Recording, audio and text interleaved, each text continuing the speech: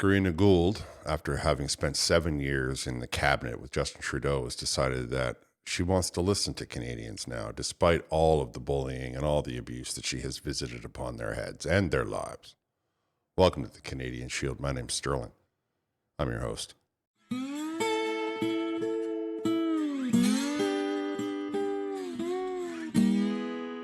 Liberal MP Karina Gould, who hopes to be the next leader of the Liberal Party and become Canada's current Prime Minister or next Prime Minister, depending on which way you want to look at it. She went on Vasa Capellas to talk about how she feels that she needs to start listening to Canadians. And of course, she was being silenced and censored by her own party. But now that she's resigned that position, she can say whatever she feels. I don't know that I agree, and I don't think that Vasa Capellas agreed, and she certainly put her on the spot many times and called her out on her inconsistencies. It's entertaining to watch. I'll leave the whole interview in the description. I want to give you just a little bit of a snapshot of the history because Karina Gould has been instrumental, not just a member of the Liberal Party, but she has been on in the cabinet since 2017. So not only is she instrumental, she is part of the brain trust, just like Freeland, just like all of them. They are part of the people who initiated all of these problems for Canada. All the while telling Canadians that if you disagree with them, you were some sort of an ist and that you were all wrong and we were going to listen to you anyway because Canadians elected us for a mandate and all of the other things that I'm sure many of you are familiar with her having said. In 2017, she was selected as Minister of Democratic Institutions. She held that job until she became Minister of International Development. She held that job until she became Minister of Families, Children, and Social Development, resigning from one post and being given the other, right? It was on the same day. Then she became the Leader of the House, and she maintained her position as Leader of the House despite leaving to have a baby. I guess she then come back, and now she has resigned that position to run for leadership of the party. So it's not that she stopped being a cabinet member over the time that Trudeau has had to pick a new cabinet. She still maintained that position right up until yesterday at time of recording.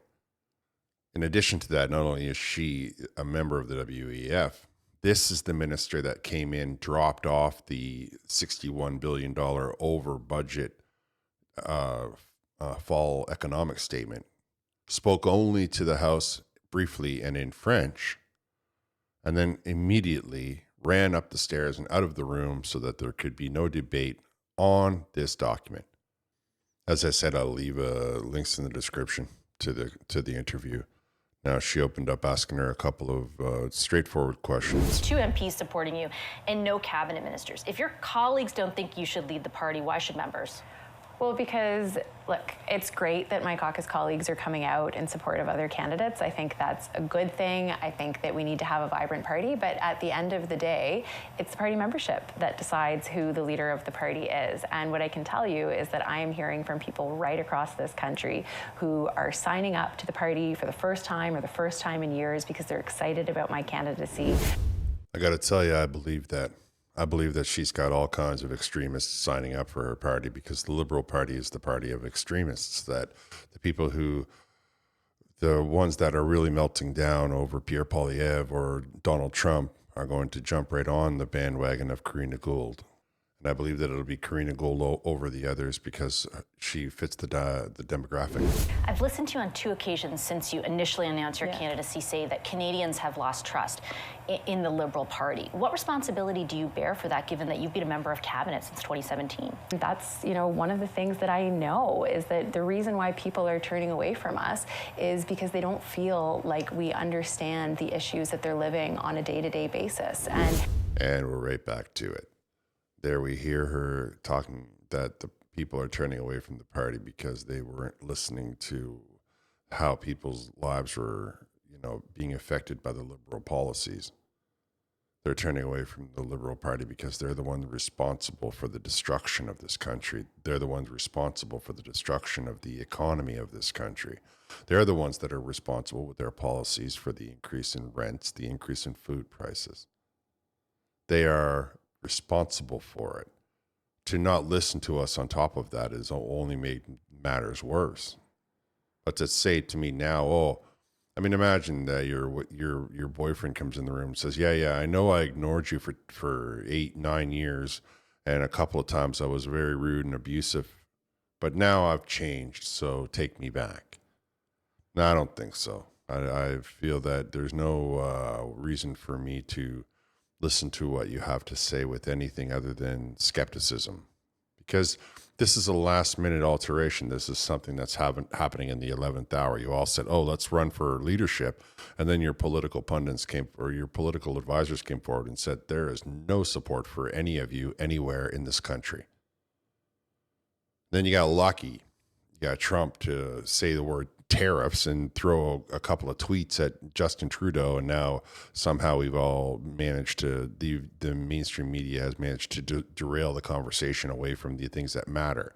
But those of us that are paying attention know that what matters more than Trump is the carbon tax, food prices, housing prices, crime rates, out of control immigration. Maybe in there, a couple of things that are going to be Trump related, but they can be easily fixed by anybody other than a closed-minded, narrow-minded, holier than thou liberal leader. I guess what I don't understand, though, is, if you got to the game too late in a number of those instances, why did you keep insisting in your cabinet colleagues that wasn't the case? Like, it's not as though you're just on the, sidelines of that. You were tasked by the Prime Minister and others to be one of the, leads on communication around a lot of this stuff that Canadians were continually telling you was negatively impacting affordability. What made you see the light? My job as the House Leader was to defend the government's position, but I, made very strong comments, within the spaces that I was acting, and we didn't necessarily listen when you were asking us to. And see how she downplays it. Oh, well, I had to listen to what the government wanted me to say, but when no one was around, when nobody else was able to hear me, when there was no cameras and microphones and no proof of what I have to say, I assure you, I was fighting for the Canadian way of life. I was fighting for lower housing prices. I was fighting for all of the things that I currently say that I care about, that I only about a month ago was telling you that if you questioned me, you were a horrible human being. That I've said time and time again in the House of Commons that anybody that agrees with Pierre Poilievre is a bad person, an ist or a phobe, and that all of the policies that are being driven by the Liberal Party, and by extension those that are behind the Liberal Party, are what the future of Canada not only is going to make a bright and shiny future, but it's what the people are demanding. One of my big issues is how she tried to finish it by saying, oh, we weren't necessarily listening. Well, you were listening just fine, and you were disagreeing with everything we had to say. Not only were you listening and disagreeing with us, but you were making fun of us. You were bullying us when we didn't agree with you, when we said that there's a better way, a different way that we want to try. Even now, you have locked Canadians out of the parliamentary procedure. You have locked Canadians out of the democratic system to elect. You all say that there's a big problem coming in from the United States of America, and some of the things that I've heard from Donald Trump have even got me a little bit concerned about the state of how things are going to pass. And not because of I'm worried that Donald Trump's decisions are going to have an impact, but because we don't have a government in place to counter those decisions. While you all sit around bickering amongst yourselves, trying to convince Canadians that now you're all against the carbon tax. It's your carbon tax. While you stall and delay and do nothing that will bring any of the relief that you claim you now want to give to Canadians. If you really want to give Canadians relief, then I think that you should call an election right now and worry about your leadership later. There's no difference. Justin Trudeau just doesn't have to run in his riding, and there you go. Problem solved. But you're not worrying about what the Canadians are asking for. You're not worried about what Canadians are doing. You are simply thinking of yourselves like you have been from the entire time. Yourselves and your agenda, and that agenda is being driven by people who are in the 1% and not the commoners. Didn't necessarily listen. You listened just fine. You just ignored us, made fun of us, and called us names. Was resumed about the upcoming increase.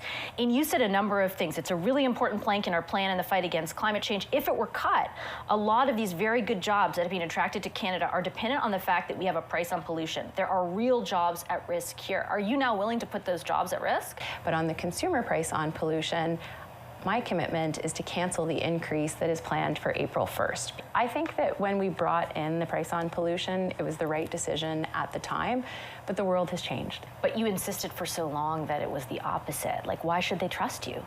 Well, because I'm saying right now that I hear you. I think it's great that Vashi confronted her on that. She should not be saying one thing and then saying another. And they all of the three front runners have all stood in major defense of the carbon tax. In many cases, it was their idea. Now she wants to say, well, now all of a sudden I'm listening and the world has changed. The world has not changed. What happened was you said, we have an idea. And people said, okay, give it a shot. Then for the last, 6 years, we've been telling you that your idea sucks. It's not working. It's causing a lot of problems, and you need to stop it and get out of the way. And all of a sudden, everybody decided that the Liberal Party was not listening to people, and now your popularity has plummeted to the point where only the far left extremists are still in your camp. It's not that you've decided to start listening. What you are starting to listen to is the people that are telling you nobody's going to vote for you. And now all of a sudden, all of these scruples that you stood on are out the window. I have seen alley cats with more pride than these three front runners of the Liberal Party, shamelessly saying one thing and then now telling you that they were going to give you whatever you want. What you have to ask yourself if you're out there sitting there thinking that I'm going to waste my vote on the Liberal is how quickly or how transparent or flimsy do you think an excuse will have to be for them to switch back? For them to go back on all of the promises that they're currently making, just like they went back on all of the promises up to now. I get that that's your vote and that's your decision, but I just want you to appreciate, I want you to understand, I want you to respect the fact that they have completely and utterly changed their tune only recently, only since tabling the fall economic statement. Only up until that point, they were standing there saying, we're not going to surrender any documents, and we don't care what Canadians want. We don't care about parliamentary procedure. We don't care. We're not going to do what you want. We're going to do it our way every time, and only our way.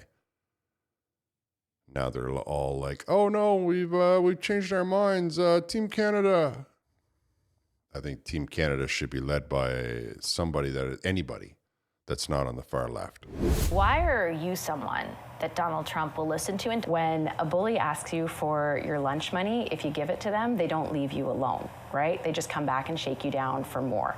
And so what we need is someone who's going to stand up to bullies. So they keep trying to throw the word bully around when this is not what a bully does. This is not the way a bully behaves. I can give you some examples of the way the bully behaves, especially for you youngsters out there who might not understand the difference now that the word's been misused for so long. When the NDP and the Liberal Party say that people don't, like when the people say we don't like the way you're doing it and popularity is into 60, 70% for the opposite of philosophy, and you say we don't care, we're doing it anyway, well, that's a bully. When it's a person who can do it because they're stronger or because they're in a position to without caring what you have to say, that's what a bully is. The Liberals and the NDP have been bullying us for years, so it's no doubt in my mind that that's the first word coming out of their mouth, that that's the default word and the fallback word that they're trying to apply to Donald Trump, a man who's simply trying to do what is best for his country. He was elected with an overwhelming majority, and he said going in that he's going to be putting his country first.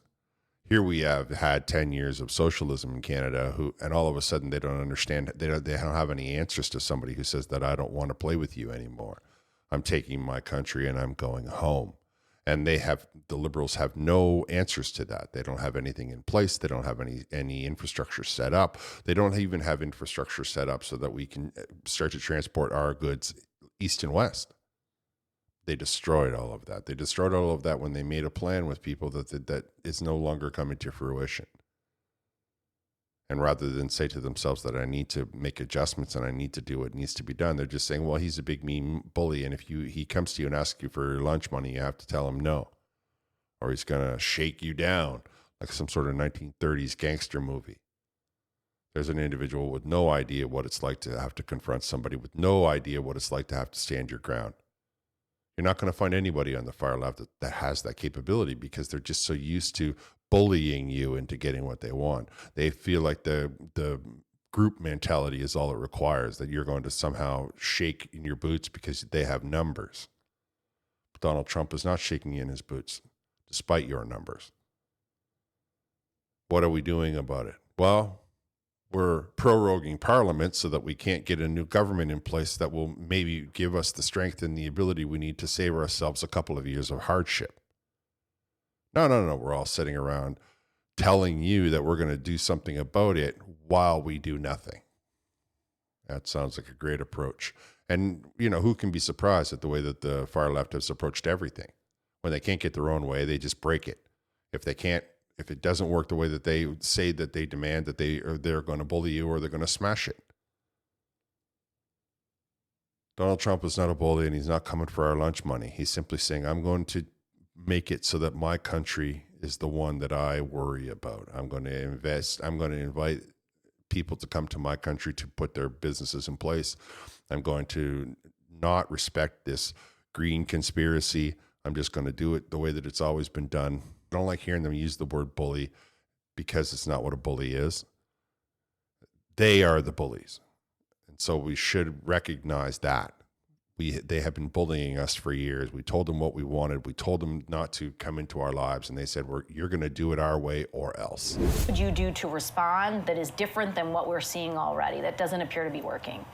Well, look, I think first of all, everything has to be on the table. And what I think is vitally important is that we are all on Team Canada and we are all united in this fight. And we cannot have any leader in this country who is going in a different direction. And so, whether it's Premier Danielle Smith or Pierre Poilievre, who are not willing to put everything on the table, they're willing to make carve-outs because they think that that's better for them politically. Did mean like what the Liberals decide is right for the country is right? Like, can't there be disagreements based on the constituencies that people represent? Like, that Albertans feel like your government has never had their back? We are divided as a country. That makes us weaker. And we need to show a strong, united front.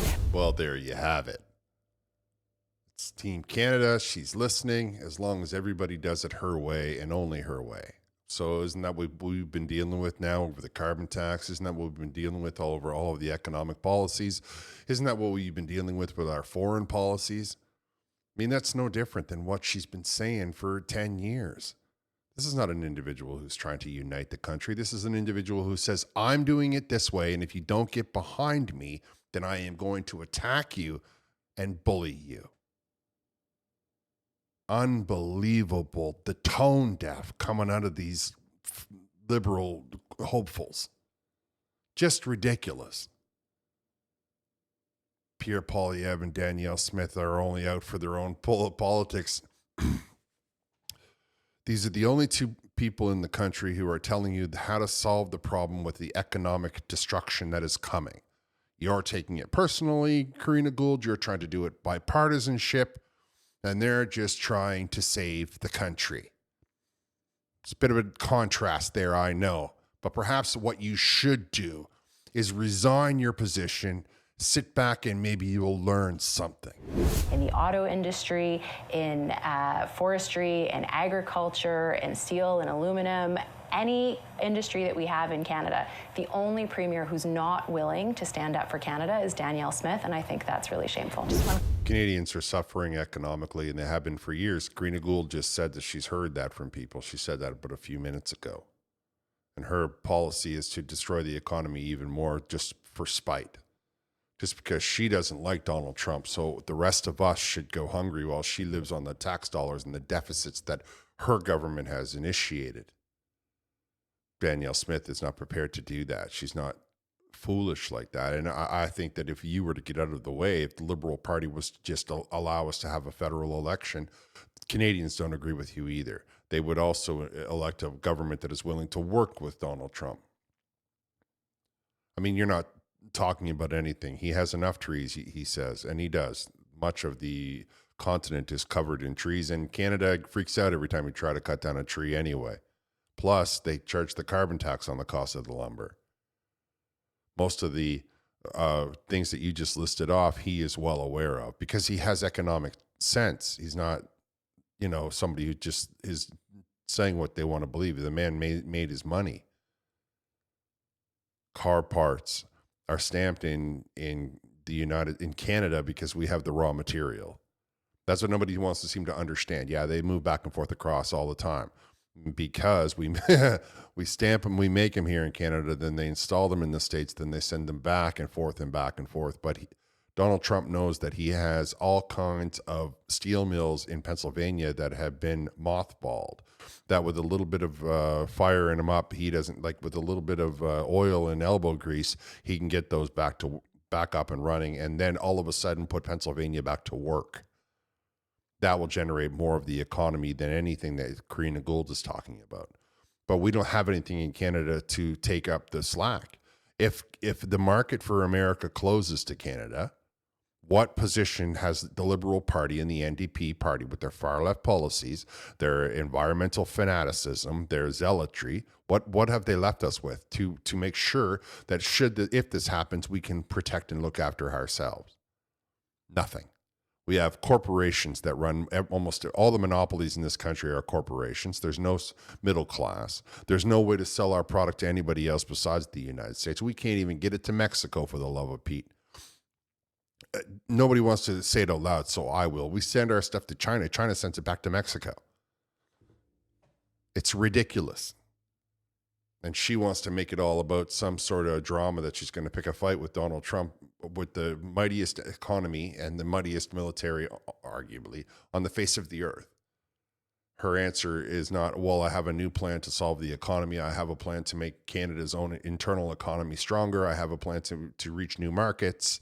No, it's let's stop selling all of our stuff to the United States and we will teach them as we slowly go hungry. But I don't care because I'm Karina Gould, so none of that's going to impact me. It's ridiculous. No qualifications at all. Karina Gould and the liberals who, with the gaslighting, sometimes they fire me up. They get me a little annoyed. However, I'm going to wrap here. I want to thank you for listening. I'll talk to you next time.